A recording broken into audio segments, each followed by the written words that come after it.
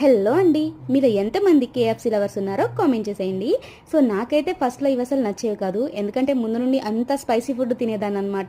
So ఇదేమో కొంచెం spicy తక్కువగా, టేస్ట్ కూడా కొత్తగా ఉండేసరికి ఏంట్రా చికెన్ ఇలా ఉంది అని అనుకున్నాను అనమాట. సో ఫస్ట్లో ఏదైనా ఫుడ్ తినే కొద్దీ టేస్ట్ తెలిసింది కదా, సో కేఎఫ్సీ కూడా అంతే అనమాట. సో తినే కొద్దీ నాకైతే టేస్ట్ బాగా నచ్చింది.